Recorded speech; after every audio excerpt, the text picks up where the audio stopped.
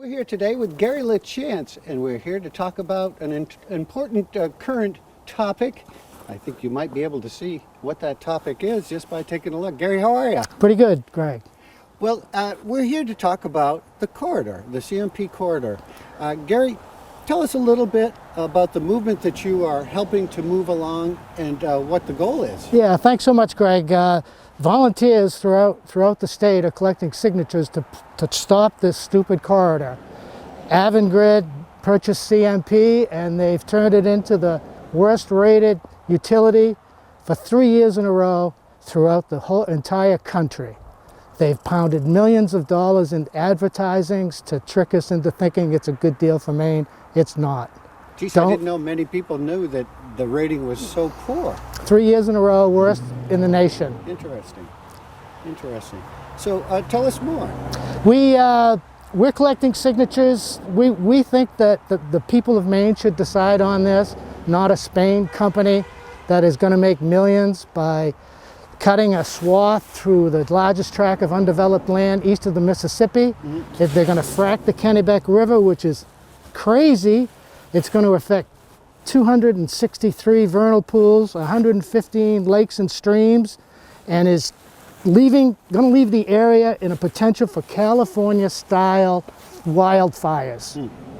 Now, that sounds like a lot of impact. Why wouldn't the people of Maine be voting on this? Avangrid has really done an amazing job with their lawyers and their marketing strategy, and also targeting our state leaders, who it boggles my mind that none of them have stood up to protect this state, because this corridor is going to be here forever and will impact for future years to come, future generations, and it's really sad if it goes in. Now, I guess many people would say, gosh, is that a lot of jobs? What is your opinion on that, and how does that play into it? Their ads say that they will use Maine labor when possible, and they've already hired a Wisconsin company to come in and do the total clearing of the corridor.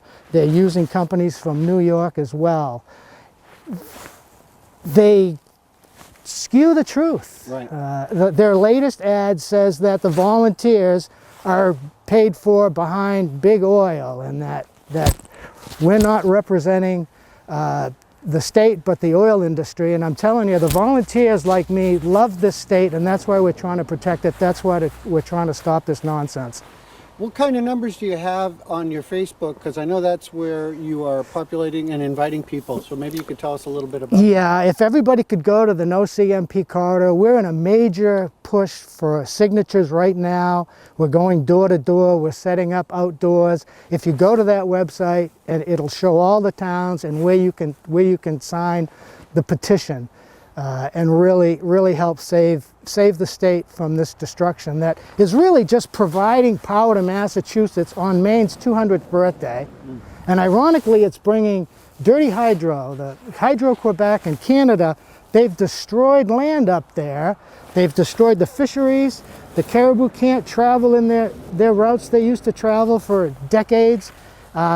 It's just amazing. If you read Steve Kasperzak's book, Blue Deserts, he gets into detail as to how Maine did away with hydro to protect the environment, to protect the fisheries. Well, Canada took the opposite effect, and ironically, Massachusetts could go right through Vermont, underground, underwater, with minimal environmental issues, but they can save a lot more money if they come and really stick a fork in our great state.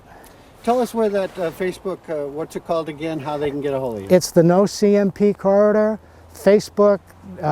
We've got a really great bunch of people that are behind it, and as far as I know, it doesn't have anything to do with the oil industry or anything. We've got a nice balance here in Maine where we actually have an energy surplus, biomass, it's a working forest. The other means of energy, we don't need the power. It's going to Massachusetts. And it's just not worth the long-term destruction. It's going to cross the Appalachian Trail three times. And just fracking the Kennebec, I just can't believe they're going to do that.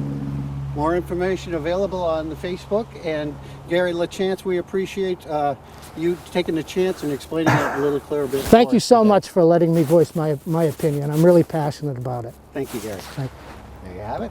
And there is the information that we're providing for you for the CMP corridor.